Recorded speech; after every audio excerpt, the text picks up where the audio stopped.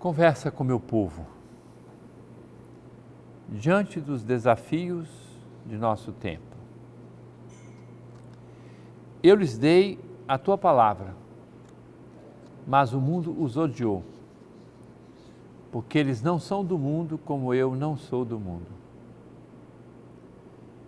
Eu não rogo que os tires do mundo, mas que os guardes do maligno. Eles não são do mundo como eu não sou do mundo.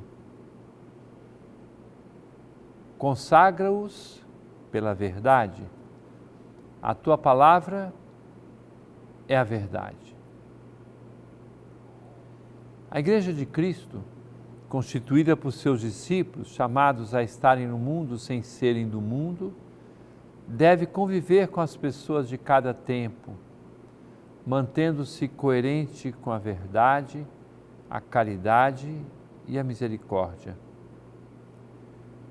Cabe-lhes ser sal, luz e fermento em meio a situações desafiadoras, como tantas que estamos vivendo neste momento.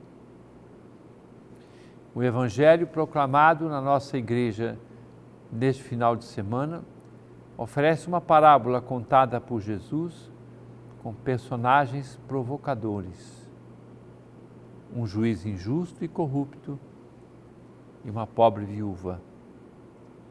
Sendo que o Senhor propõe um verdadeiro salto qualitativo, incutindo-nos o valor da vida da oração, com a qual temos a certeza dos frutos prometidos, mesmo quando tudo pareça turvado por nuvens escuras e ameaçadoras.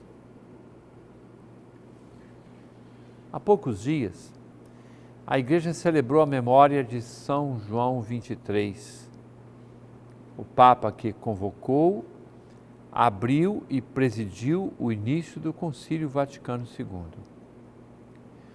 Como estamos preparando um ano dedicado à redescoberta do concílio de seus documentos, fomos procurar o discurso de abertura daquele extraordinário evento, encontrando luminosas indicações para estar diante dos desafios atuais e profundamente atuais, como desafiadoras palavras.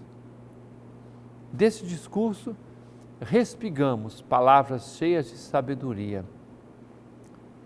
Optamos por trazê-las quase integralmente para a nossa vida e nossa ação, hoje em 2020, com os desafios aqui da nossa igreja.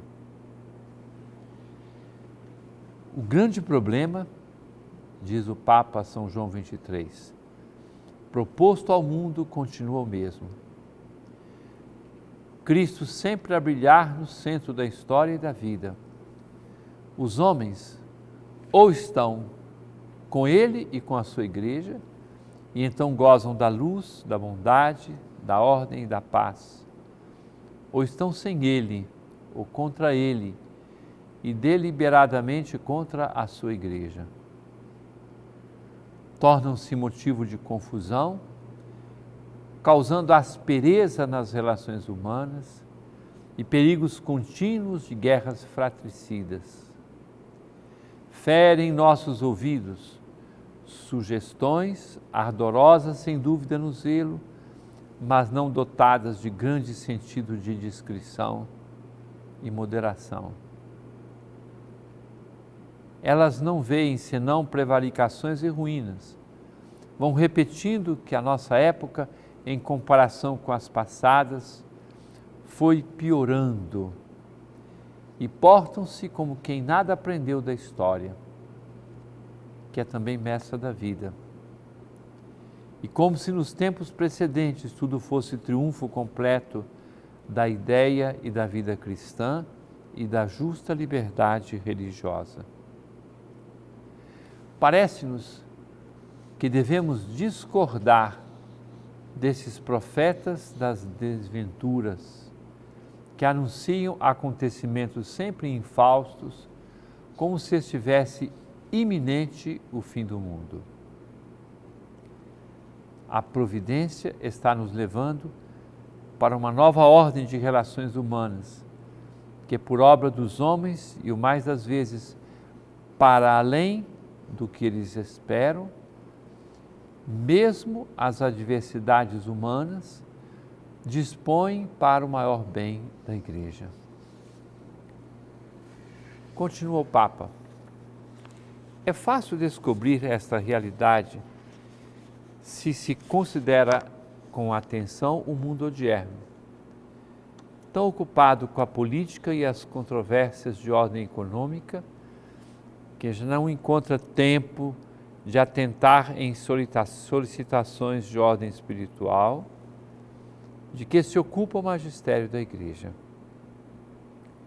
Este modo de proceder não é certamente justo e com razão temos de desaprová-lo. Não se pode, contudo, negar que essas novas condições da vida moderna têm pelo menos esta vantagem de ter suprimido aqueles inúmeros obstáculos com os quais em tempos passados os filhos do século impediam a ação livre da Igreja.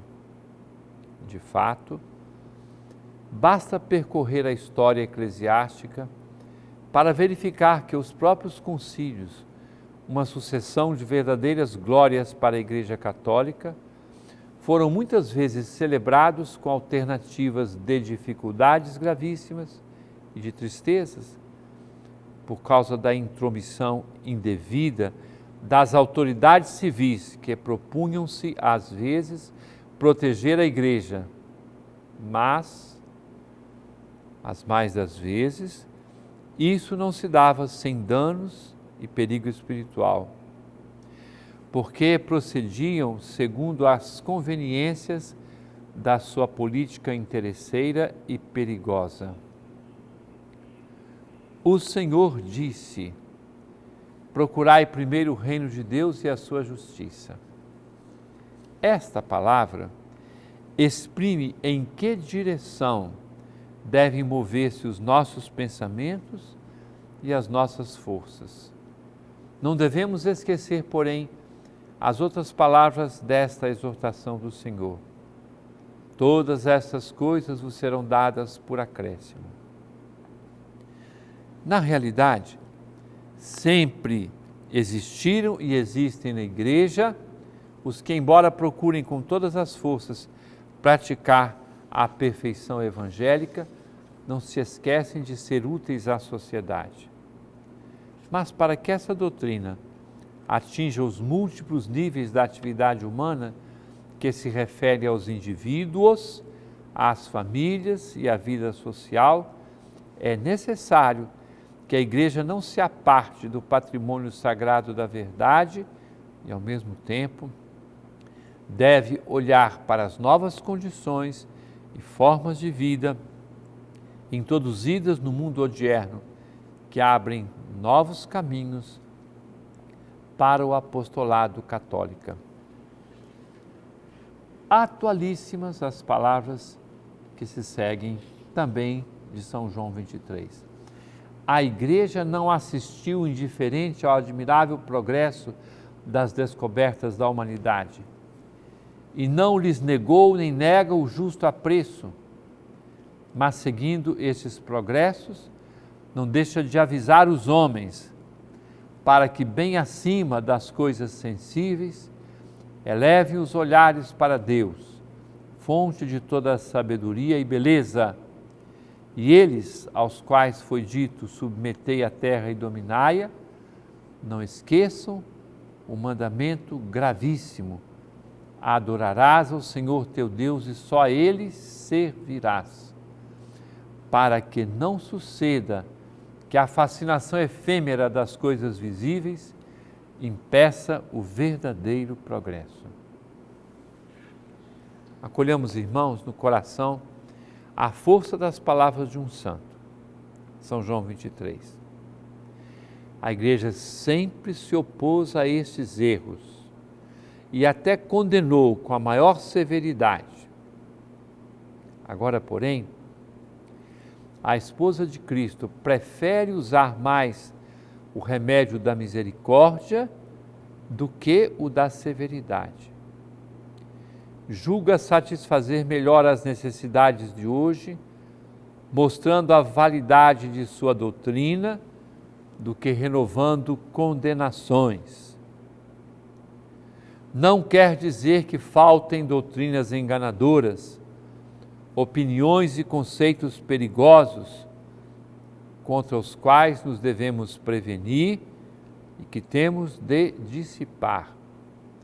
Mas estes estão tão evidentemente em contraste com a reta norma da honestidade e deram já frutos tão perniciosos que hoje os homens parecem inclinados a condená-los, em particular os costumes que desprezam a Deus e sua lei, a confiança excessiva nos progressos da técnica e o bem-estar fundado exclusivamente nas comunidades da vida. Eles se vão convencendo sempre mais de que a dignidade da pessoa humana, o seu aperfeiçoamento e o esforço que exige é coisa da máxima importância. E o que mais importa, a experiência ensinou-lhes que a violência feita aos outros, o poder das armas e o predomínio político não contribuem em nada para a feliz solução dos graves problemas que os atormentam. Assim sendo, a Igreja deseja mostrar-se mãe amorosa de todos, benigna, paciente, cheia de misericórdia e bondade também com os filhos dela separados. Ao gênero humano, oprimido por tantas dificuldades, ela diz como outrora Pedro ao pobre que lhe pedia esmola: eu não tenho ouro nem prata, mas dou-te aquilo que tenho. Em nome de Jesus Cristo Nazareno, levanta-te e anda. Quer dizer, a Igreja não oferece riquezas caducas, não promete uma felicidade só terrena, mas comunica-lhes os bens da graça divina, que, elevando os homens à dignidade de filhos de Deus, são defesa e ajuda para uma vida mais humana. Abre a fonte da sua doutrina vivificante, que permite aos homens iluminados pela luz de Cristo compreender bem aquilo que eles são na realidade, a sua excelsa dignidade e o seu fim. E mais, por meio dos seus filhos, estende a toda parte a plenitude da caridade cristã, que é o melhor auxílio para eliminar as sementes da discórdia, e nada é mais eficaz para fomentar a concórdia, a paz justa e a união fraterna. Caríssimo irmão, caríssima irmã, permaneça conosco, daqui a pouco estamos de volta.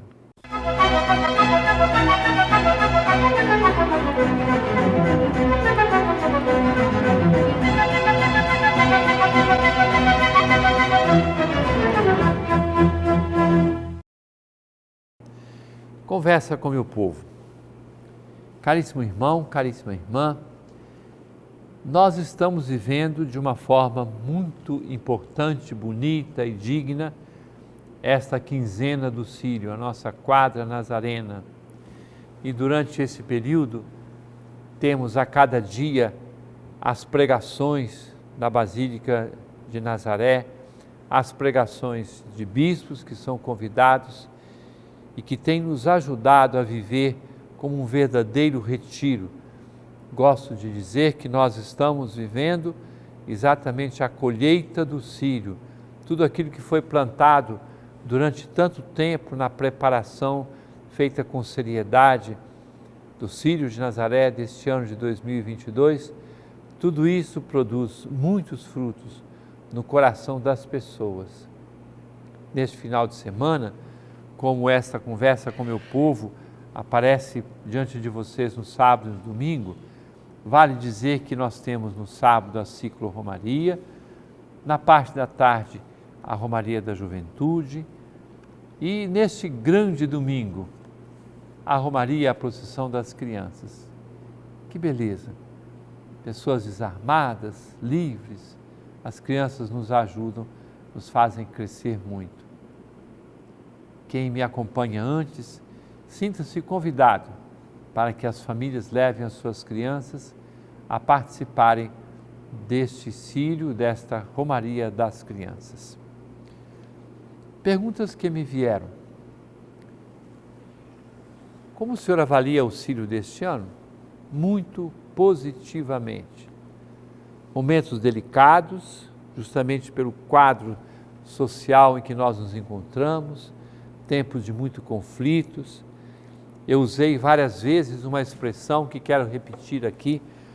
O círio tem sido uma oportunidade privilegiada de estarmos num verdadeiro oásis, onde você entra na basílica, ali se reza, ali se ouve a palavra de Deus, ali nós nos sentimos debaixo da proteção do manto de Nossa Senhora de Nazaré, ali nós nos fortalecemos para sair mais dispostos como semeadores da caridade, da unidade, para vencermos a calúnia, a maldade, as fofocas, as notícias falsas que correm, que destroem pessoas e situações.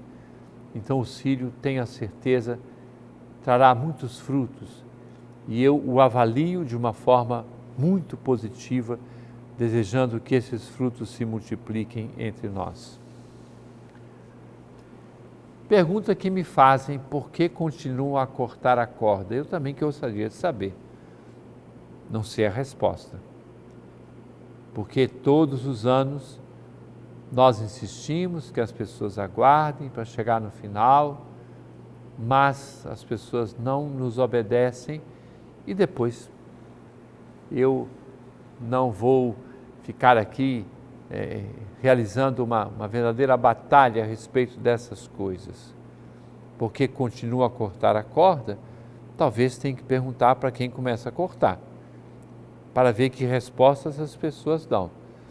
Posso dizer-lhes que não é orientação dos bispos, não é orientação da diretoria da Festa de Nazaré, não é orientação dos guardas, não é orientação dos padres banabitas, dos outros padres, e, no entanto, continuam a cortar a corda. O que eu faço? Vocês viram que todos os círios, como realizo e realizei mais uma vez, eu vou ali para frente do Colégio Santa Catarina para receber as pessoas. E ali com sacerdotes, diáconos, nós vamos abençoando as pessoas que chegam no círio. Eu fiz questão neste ano de estar até o final, enquanto passava gente, as pessoas que vinham na frente da berlinda, que vinham depois, eu olhava, como a gente gosta de dizer, esse mar de gente, perguntando quando é que vai acabar essa fila de gente, e não acabava, e as pessoas queriam passar perto de mim, queriam um abraço, era impossível, eu estava no pequeno palanque, mas queriam um cumprimento, e quantas vezes eu o fiz, queriam a água benta que os diáconos iam abençoando esta água e eu ia junto com eles, junto com o padre, por exemplo, Cônego Silva, que esteve comigo durante todo o tempo, aspergindo o povo, abençoando, alegrando-nos com aquele mundo de gente, aquela multidão de pessoas que ali participavam. E eu sentia que era o meu dever estar com tantas pessoas, encontrar-me com elas. Muitas delas eu não terei uma outra oportunidade durante o ano para encontrar, mas o círio me oferece esta grande, privilegiada oportunidade de contato, de oração, de bênção com tantas pessoas. O senhor percebeu mais devotos a acompanhar o círio? É lógico, não é? Os organismos que fazem essas contas e que nos fazem o levantamento de número, nesses dias certamente já estão a publicar as suas estimativas de números, mas basta a gente prestar atenção diante dos nossos olhos e ver que o número de pessoas se multiplicou muito nesse Sírio de 2022. Eu gosto de dizer que não existe um Sírio menor do que o anterior. E se pensarmos em 2 anos, 2020 e 2021, que nós tivemos dificuldades para realizar o Sírio, mas como o Sírio é do povo, então o Sírio aconteceu. Quanta gente foi para as ruas, quantas berlindas e grupos saíram no ano passado em oração, fazendo o mesmo percurso do Sírio, e neste ano tivemos a alegria de encontrar uma verdadeira multidão.